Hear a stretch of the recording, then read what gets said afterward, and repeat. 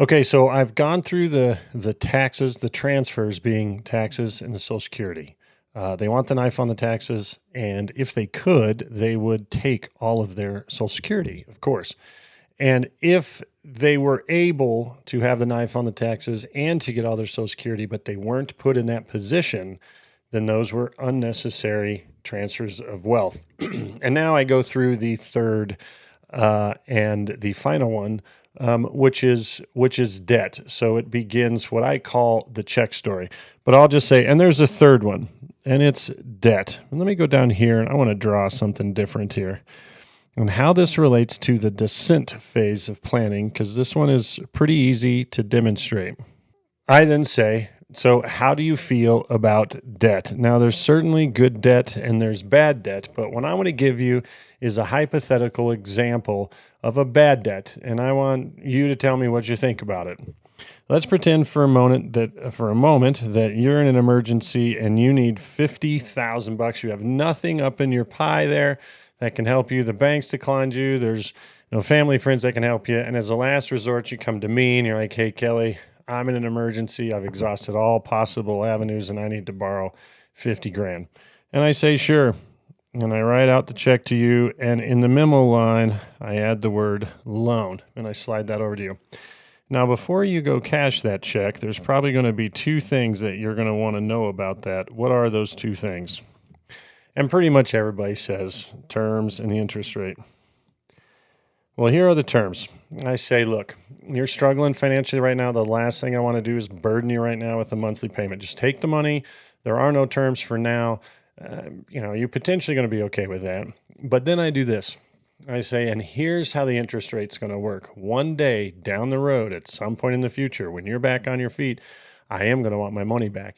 And based upon my needs at that future time, I will determine the interest rate then, and I will make it retroactive to today.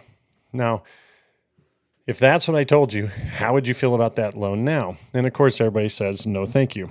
And I say this, what I just described was the worst debt possible, a debt that is paid at an unknown interest rate and with unknown terms that are all determined by the lender. Now, believe it or not, what I just described to a T actually was a debt that most Americans and potentially you have today. Any guesses? What I just described perfectly, mind you, was a 401k and an IRA. Any guesses why that is? Well, let me explain what I mean.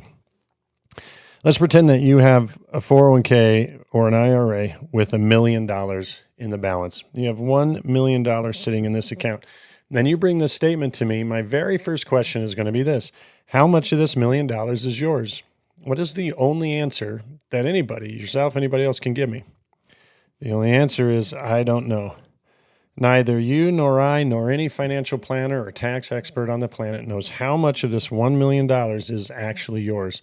And why is that?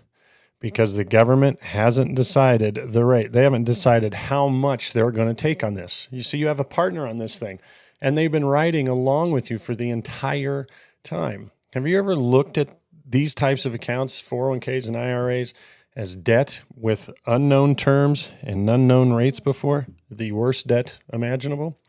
Now, this debt right here is why traditional planning both starts and stops with the accumulation. There's no distribution strategy ever. And it's not because financial planners are really bad or they suck at what they do. It's because it's impossible to effectively create one because no one can predict the future. How do you come down the mountain when we don't even know what next year is going to bring?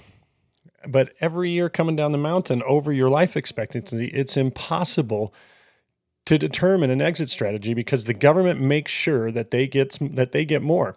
The only evidence you need of that is if you take the money out prior to 59.5, they get a 10% additional tax on that. It's a penalty. Is there anything that I could possibly do or say that can convince you that the government actually has your best interest at heart with this $1 million? Now, here's something to consider.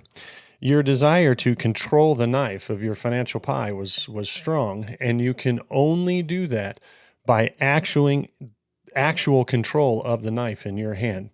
But yet this account actually hands that knife to the Internal Revenue Service, you're giving them the ability to decide how much they get. And they get to use the highest tax rate, the highest income tax rate in all the code, which is the ordinary income tax. They get to use the highest tax code. And at the very least, this represents something that you have that you admitted earlier you didn't want. And I personally agree with you on that. So how do you feel about that now? How does your distribution look in this light? And I go, okay, so we have three options when you have these kind of accounts. We have what's called the ever-increasing tax plan. You can keep funding money into these accounts, or I just call them the ever-increasing worst debt imaginable plan. Or you can flatten the tax using something called a 72T. It's a provision in the tax code that allows you to withdraw money prior to age 59 and a half without incurring the 10% penalty.